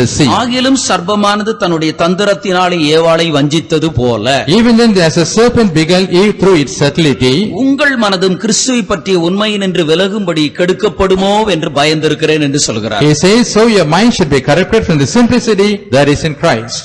இந்த இடத்துல அவர்களுடைய மனது கெடுக்கப்படுமோ என்று பயந்திருக்கிறேன் என்று In சொல்கிறார். this place he is mentioning where he is fearing that whether their minds will be corrupted. ஒரு வாலிப பெண்ணை பத்திரமா பாதுகாக்கணும்னு நினைக்கிறீங்க. We are thinking that we have to preserve, safely preserve a young girl. எவ்வளவுதான் அந்த பிள்ளையை பாதுகாக்கிறதுக்கு உங்க வீட்டினுடைய அறையில பூட்டி வச்சு பாதுகாத்தாலும், Even though you lock that girl in your room, the house, அந்த பெண் தன்னுடைய மனதை பாதுகாத்துக் கொள்ளாவிட்டால் தன்னை காத்துக்கொள்ள முடியாது. suppose if that girl is not preserving her mind, she cannot preserve herself. இதைத்தான் அப்போஸ்தலனாகிய பவுல் சொல்கிறார். That's what Apostle Paul says. நான் உங்களை கற்புள்ள கன்னிகையாக கிறிஸ்துவுக்காக நியமித்திருக்கிறேன். I have espoused you as a church virgin to Christ. சர்ப்பமானது தன்னுடைய தந்திரத்தினாலே ஏவாளை வஞ்சித்தது போல, Even as a devil, Satan beguiled Eve through his subtlety, உங்கள் மனது கிறிஸ்துவை பற்றிய உண்மை நின்று விலகி போய்விடக் கூடாது. your mind should not go away from the simplicity of Christ. மனது கெடுக்கப்படுமானால் கன்னிகை என்ற ஒரு நிலவரம் கெடுக்கப்பட்டு போய்விடும். Suppose if your mind is corrupted, you will lose the status of being a virgin. கன்னிகையாய் இருக்கக்கூடிய நாம் நம்முடைய மனதை நாம் கெடுத்து விடக்கூடாது. We who are seen as a virgin should not corrupt our mind. அப்போஸ்தலனாகிய பவுல் மனது எப்படி கெடுக்கப்படுகிறதாக சொல்கிறார்? Paul the apostle, how does he say that the mind is corrupted? சர்ப்பமானது தன்னுடைய தந்திரத்தினாலே ஏவாளை வஞ்சித்தது போல. Even as a serpent beguiled Eve through its subtlety. சர்ப்பமானது எப்படி ஏவாளை வஞ்சித்தது? How did serpent beguile Eve? இந்த கனியை புசிக்க கூடாது என்று சொன்னதுண்டா? Did the Lord say to you that you should not eat this fruit? ஆண்டவர் சொன்ன வார்த்தையே திரும்ப அதே காரியத்தை சொல்லிதான் கேட்கிறேன். இந்த கனியை புசிக்க கூடாது என்று சொன்னதுண்டா? The serpent is asking, repeating the same words what the Lord spoke unto Eve. Did the Lord Lord tell that you should not eat this fruit? இவர்கள் என்ன சொல்கிறார்கள்? புசிக்க கூடாது, தொடவும் கூடாது என்று சொன்னார். What did they tell? Yes, we should not eat or not touch. இதை புசிக்கிறதான நாளிலே நீங்கள் சாகவே சாவீர்கள் என்று சொன்னார். The Lord had said unto them, on the day you eat this, you will surely die. சர்ப்பம் சொல்லுது, நீங்கள் புசிப்பீர்களானால் உங்கள் கண்கள் திறக்கப்படும். The serpent told unto them, if you eat, your eyes will be open. ஆண்டவர் சொன்ன அதே காரியத்தை சொல்லிதான் பிசாசு சத்தியம் சொல்றான். Devil is also giving truth. They are saying the same word, using the same words to the Lord. இதை புசிப்பீர்களானால் உங்களுடைய கண்கள் திறக்கப்படும். If you eat this fruit, your eyes will be open. சர்ப்பமானது எப்படி அவர்களை வஞ்சித்தது? How did the serpent beguile them? ஆண்டவர் சொன்ன சத்தியத்தையே சொல்லி அவர்களை ஏமாற்றினது. The serpent deceived them by telling the same truth what the Lord had told. நம்முடைய கண்ணிமை எப்படி கெடுக்கப்படுகிறது? How does that our this virtue is spoiled? பிசாசானவன் தேவையில்லாத சில துருபதேசங்களை கொடுத்து நம்முடைய மனதை அவன் கெடுக்கிறான். Devil is bringing some erroneous doctrine and corrupting our mind. ஆண்டவர் நமக்கு தேவையான நல்ல சத்தியங்களை சொல்லித் தருகின்றார். The Lord is teaching us a very good doctrines. அந்த சத்தியத்தையே பிசாசு சொல்லித் தர்றது போல நமக்கு ஞாபகமூட்டி அதோடு கூட பிழையான உபதேசத்தை கொண்டு வருகின்றார். The devil is reminding the same truth already taught us by the Lord, and by which he is bringing the erroneous doctrines. நாம் பிழையான உபதேசத்துக்கு நாம் இடம் கொடுப்போமானால் மனது கெடுக்கப்பட்டு போய்விடும். கன்னிகை என்றதான ஒரு நிலவரத்திலிருந்து நாம் எழுந்து போய்விடுவோம். If we give room for this erroneous doctrines, our mind will be corrupted. We will lose the status of being a virgin. எந்த விதத்தினாலும் இந்த உபதேசம் பிழையான உபதேசம் என்று நாம் விளங்கிக் கொள்வோமானால் அந்த பக்கம் கூட நாம் திரும்பி போகவே கூடாது. In any way, if we come to understand that it's a wrong doctrine or erroneous doctrine, we should never turn that side. வேதம் சொல்கிறதை பாருங்கள், உபதேசத்திலே மாறுபாடு உள்ளவர்களுக்கு வாழ்த்துதல் கூட சொல்ல வேண்டாம் என்று நாம் படிக்கிறோம். What does the Holy Bible say? And those who are having the perverse doctrine, don't even salute them. ஏனென்றால் அதன் மூலமாக நாம் கெடுக்கப்பட்டு போய்விடக் கூடாது. Because by that we should not be defiled. ஆண்டவர் நமக்கு கொடுத்ததான சத்தியம் உண்மை என்று நீங்கள் தீர்மானித்திருப்பீர்களானால், If you have decided that the truth given to you by the Lord is true, அப்போஸ்தலனாகிய பவுல் சொல்கிறார், நீ கற்று நிச்சயித்துக் கொண்டவைகளில் நீ நிலைத்திரு. Paul the apostle says, you abide in the things which you learned. ஆண்டவர் கொடுத்த சத்தியம் மெய்தான இந்த சத்தியத்திலே அவர்கள் நிலைத்திருங்க. The truth given by the Lord is true, you abide in this truth. தவறான உபதேசத்துக்கு இடம் கொடுக்கும் போது நம்முடைய ஆவிக்குரிய வாழ்க்கையில ஒரு வீழ்ச்சி ஏற்பட ஆரம்பிக்கும். When we give room for wrong doctrine, there will be a downfall in our spiritual life. பிழையான உபதேசத்திலிருந்து நம்மை நாம் காத்துக்கொள்ள வேண்டும். We have to preserve ourselves from erroneous doctrines. நான்காவது, நாம் ஒரு கன்னிகை என்ற ஒரு நிலவரத்திலே நாம் எப்படி காணப்படுவது? Fourthly, how should we be in the status of a virgin? நாம் எஸ்தரின் புத்தகத்திலே நாம் படிக்கிற வேளையிலே, When we read in the book of Esther, அகாஸ்வேரு ராஜாவுக்கு வஸ்தி என்கிறவள் மனைவியாய் இருந்தாள். and Vashti was a wife of Ahasuerus. இந்த வஸ்தியானவள் மனைவியாயிராதபடிக்கு தள்ளப்பட்டாள். This Vashti was rejected that she may not be the queen. அவள் தள்ளப்பட்ட பிற்பாடு ராஜாவுக்கு ஏற்றதான ஒரு மனைவியை தெரிந்து கொள்ள வேண்டியதா இருந்தது. After she was rejected, a wife was to be chosen for the king. நாம் எஸ்தரின் புத்தகம் 2ஆம் அதிகாரம் 2வது வசனத்தை நாம் படிக்கும்போது, When we read Esther chapter 2 verse 2, ரூபவதிகளாய் இருக்கிற கன்னிப் பெண்களை ராஜாவுக்கு தேட வேண்டும். they have to seek the beautiful woman to be the queen of a king. ராஜாவுக்கு எப்படிப்பட்ட பெண்களை தேட வேண்டும்? What type of women must be sought for the king? ரூபவதிகளாய் இருக்கக்கூடியதான கன்னி பெண்களை தேட வேண்டும் என்று வாசிக்கிறோம். There we see that they have to seek the fair young virgin for the king. அப்போ ராஜாவுக்கு ஏற்ற ஒரு கன்னிகை காணப்பட வேண்டுமானால் ரூபவதியாய் இருக்கக்கூடியதான கன்னிகை. The virgin that is suitable for king must be fair.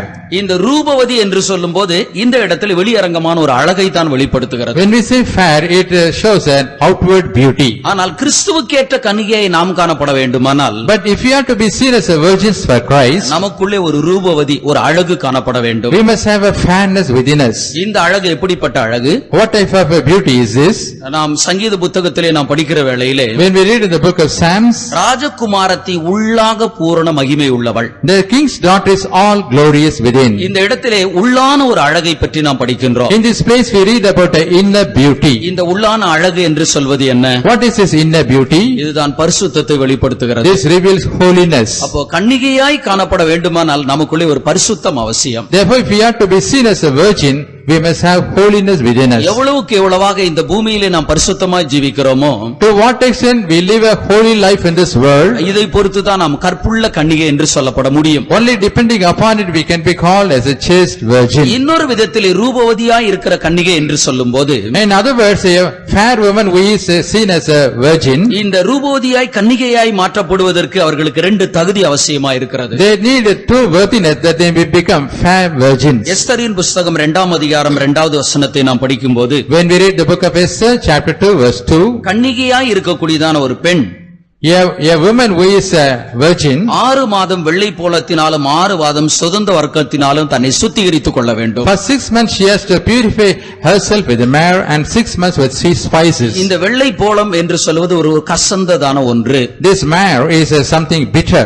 இந்த வெள்ளை போலத்தினாலே தங்களை சுத்திகரித்துக் கொள்ள வேண்டும். She has to purify herself with this myrrh. ஒரு கசப்பான ஒரு பொருளை அவர்கள் சாப்பிடுகிறார்கள். She is eating a bitter thing. இதனால் அவர்களுக்குள் ஏற்படுகிற காரியம் என்ன? Because of this, what happens in their body? சரீரத்துக்குள் காணப்படுகிறதான எல்லா கழிவான எல்லாம் காரியம் அப்புறப்படுத்தப்படுகிறது. All the unwanted things from the body is removed. உள்ளான ஒரு சுத்தம் ஏற்படுகிறது. And there is an inward cleanliness. அடுத்தது 6 மாதம் சுகந்த வர்க்கங்களினாலே தங்களை சுத்திகரித்துக் கொள்கிறார்கள். Then for 6 months they have to purify themselves with இது spices. வெளியரங்கமான ஒரு சுத்திகரிப்பு தான். This is an outward purification. அப்போ ஒரு கன்னிகை என்று சொல்லும்போது அவனுக்குள்ளே உள்ளான சுத்திகரிப்பும் வெளியாரமான சுத்திகரிப்பும் தேவை. Therefore a virgin needs an inner sanctification, inner purification and outer purification. ஆவி, ஆத்துமா, சரீரம் முற்றிலும் சுத்தமாக்க காணப்பட வேண்டும். Our body, soul and spirit must be sanctified wholly. அடுத்தது 5வதாக கன்னிகைகளை பற்றி நாம் படிக்கிற வேளையிலே, Fifthly, when we study about the virgins, அகாஸ்வேரு ராஜாவுக்கு ஏற்படுத்தப்பட்ட ஒரு கன்னிகை என்று சொல்லும்போது, a virgin was appointed for King Ahasuerus. கன்னிகையாய் இருக்கக்கூடியதான எல்லாரும் ஏகாய் வசமாய் ஒப்புவிக்கப்பட வேண்டும். All the virgins must be entrusted in the hand of Haggai. நாம் எஸ்தரின் புஸ்தகம் 2ஆம் அதிகாரம் 3வது வசனத்திலே வாசிக்கின்றோம். We are reading it in the book of Esther, chapter 2, verse 3. கன்னிகையாய் இருக்கக்கூடிய பெண்கள் அவர்கள் ஏகாய் வசமாய் ஒப்புவிக்கப்பட வேண்டும். All the fair young virgins must be entrusted in the hands of Haggai. இந்த ஏகாயினுடைய வேலை என்ன? What is the work of Haggai? இந்த கன்னிகைகளை அவர்களை வச்சு அவன் பராமரிக்கணும். And he has to maintain or sustain all these virgins. அவர்களுக்கு தேவையான ஆகாரத்தை கொடுக்க வேண்டும். He has to serve necessary food for the virgins. அவர்கள் என்னென்ன கேட்கறாங்களோ கேட்கறதெல்லாம் கொடுக்கணும். இதுதான் ஏகாயினுடைய வேலை. Whatever they are asking, this Haggai must supply. This is the work of Haggai. ஆனால் அந்த கன்னி மாடத்தில் அநேக கன்னிகைகள் காணப்பட்டார்கள். But in the house of women there were so many virgins. இந்த கன்னிகைகளுக்குள்ளே எஸ்தர் என்கிறதான வேற ஒரு கன்னிகை இருந்தாள். And there was a virgin called Esther among the virgins. மற்ற எல்லா கன்னிகைகளை பார்க்கலாம் அவர் ஒரு வித்தியாசமானவளாய் இருந்தாள். And she was an entirely different virgin from all the other virgins. நாம் எஸ்தரின் புஸ்தகம் 2ஆம் அதிகாரம் 15வது வசனத்தை நாம் படிக்கிற வேளையிலே, When we read the book of Esther, chapter 2, verse 15, எல்லாரும் தங்களுக்கு தேவையானவைகளை வாங்கி அனுபவித்தார்கள். all the virgins they received whatever they wanted to enjoy. ஆனால் இந்த எஸ்தர் எப்படிப்பட்டவளாய் இருந்தாள்? But how was Esther? ஏகாய் நியமித்த காரியமே அல்லாமல் வேறொன்றையும் அவள் கேட்கவில்லை. She did not ask for anything other than what Haggai supplied. ஒவ்வொருவரும் தங்களுக்கு தேவையானதை வாங்கி அனுபவிச்சாங்க. Every virgin, whatever she wanted, they obtained the aid. ஆனால் இந்த எஸ்தர் மாத்தர் என்ன செய்கின்றாள்? But what did this Esther do? ஏகாயினிடத்திலே போய் கேட்கின்றாள். She is approaching Haggai and asking, நான் எதை அனுபவிக்க வேண்டும்? what should I enjoy? நான் எந்த வஸ்திரத்தை நான் உடுத்த வேண்டும்? What garment I should put on? நான் எதை சாப்பிட வேண்டும்? What should I eat? இப்படி கேட்கிற நேரத்தில் ஏகாய் என்ன சொல்லியிருப்பான்? When she asked like this, what would Haggai reply? எல்லாரும் தேவையானது என்னவோ கேட்டு வாங்கிட்டு போயிட்டே இருக்கிறாங்க. All the virgins, they are taking whatever they want. நீ மாத்திரம் என்கிட்ட வந்து ஏன் கேட்கிற? உனக்கு வேணும்ன்றதை கேளு, நான் கொடுக்கிறேன். And why do you ask me what you want? You ask whatever you want, I'll give you. ஆனால் எஸ்தர் என்ன சொல்கின்றாள்? But what did Esther say? நீர் எதை கொடுக்கிறீரோ அதை தான் நான் அனுபவிப்பேன். Whatever you give, I will enjoy only that. ஏன் இந்த எஸ்தருடைய ஜீவியம் மாத்திரம் இப்படி வித்தியாசமா இருந்தது? Why the life of Esther was entirely different? இந்த எஸ்தர் ஏகாயை அறிந்து வைத்திருந்தாள். Because this Esther had known Haggai. இந்த ஏகாய் யார் என்பதை அறிந்து வைத்திருந்தாள். She had known very well that who is this Haggai. ராஜாவுக்கு தேவையான கன்னிகைகள் கன்னிகைகளை தயார்படுத்துறவன் தான் இந்த ஏகாய். The Haggai is the person who is preparing the virgins for the king. ஒவ்வொருவரையாய் ஆயத்தப்படுத்தி அவன் ராஜாவினிடத்திலே அனுப்புவான். He will prepare every virgin and send to the court to the king. அவர்களில் யாராவது ஒருவருக்கு தான் ராஜாவினுடைய கண்களிலே தயை கிடைக்கும். And one of the virgins will receive favor in the eyes of the king. அப்ப ராஜாவையும் கூட இந்த ஏகாய் அறிந்து வைத்திருப்பான். Therefore this Haggai would have understood about the king. எந்த கலர் Dress போட்டுட்டு போனா ராஜாவுக்கு பிடிக்கும். And suppose in which color dress the king will take delight. ராஜாவினுடைய மனது எப்படிப்பட்டது என்பதையும் கூட ஏகாய் அறிந்து The வைத்திருந்தார். Haggai had understood very well what is the mind of the king. இந்த எஸ்தர் ஏகாய்க்கு தன்னை ஒப்புவித்தபடியால் Because his Esther entrusted herself to Haggai, ராஜா இந்த ஏகாய்க்கு ஒரு எண்ணம் உண்டானது. the Haggai had a thought. எப்படியாயினும் இந்த எஸ்தரை ராஜாவுக்கு திருமணம் செய்து கொடுக்க வேண்டும். Somehow this Esther must be married to the king.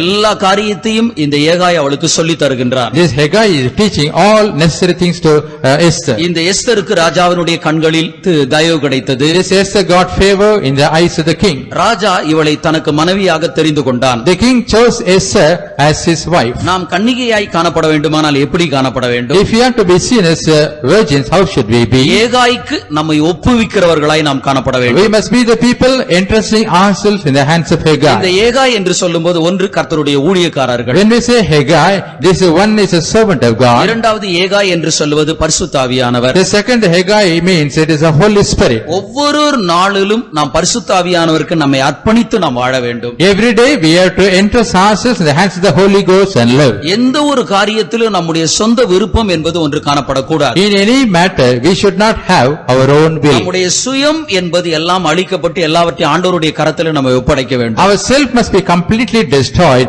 and we have to surrender ourselves in the hands of the Lord. நம்முடைய சுயம் அழிக்கப்பட்டு எல்லாவற்றுக்கும் நாம் தேவனை சார்ந்து காணப்படுவோமானால், If our self is destroyed, if we depend on God for everything, நாம் ஒவ்வொருவரும் கிறிஸ்துவுக்கு ஏற்றதான ஒரு மனவாட்டியாய் நாம் காணப்படுவோம். every one of us can be seen as a bride for Christ. நாம் ஒவ்வொருவரும் இந்த பூமியில ஒரு கன்னிகையாய் நாம் காணப்பட வேண்டும். Every one of us must be seen as a virgin in this world. நாம் கன்னிகையாய் இருப்போமானால் கிறிஸ்து வரும்போது நாம் எடுத்துக்கொள்ளப்படுவோம். If we are seen as virgins, when Christ appears, we shall be caught up. கர்த்தர் நம்மை ஆசீர்வதிப்பார். May the Lord bless us. எல்லாரும் ஸ்தோத்திரம் பண்ணுங்க.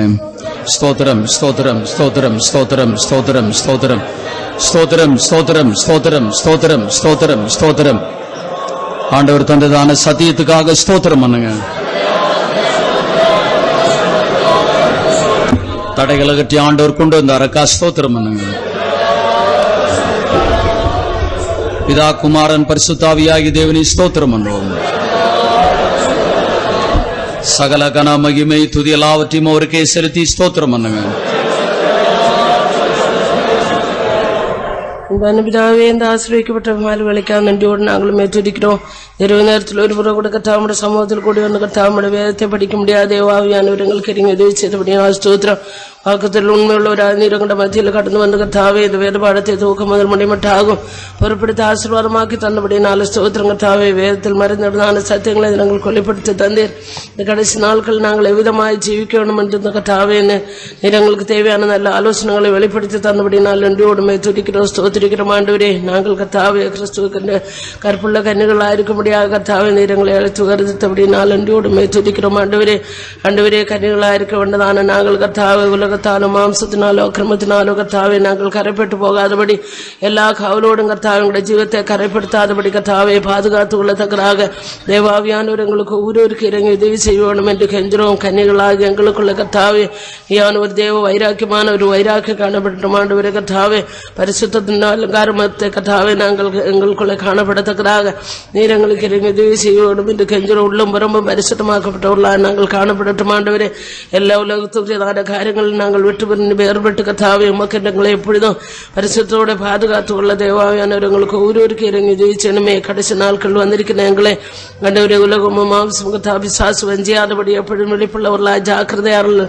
தெளிந்த புத்தி உள்ளவர்களாய் கர்த்தாவே நாங்கள் ஜீவிக்கத்தக்கதாக எங்களுக்கு ஒவ்வொருக்கு நீர் கிருபை தரணுமே. தேவாவியானுடைய வழி நடத்துதலுக்கு முற்றுமாக எங்களை ஒப்பு கொடுத்து கொண்டு ஒரு நாளும் எங்களுடைய சுயசுத்தத்துக்கு மறித்து கர்த்தாவே தேவனுடைய பரிபூர்ணமான சித்தம் செய்கிறவர்களாய் ஆவியானவருக்கும் பரிசுத்தவாங்களுக்கும் எங்களை ஒப்பு கொடுத்து கொண்டு ஜீவிக்கத்தக்கதாக நீதாம் எங்களுக்கு ஒவ்வொருவருக்கும் கிருபை செய்ய வேணுமே.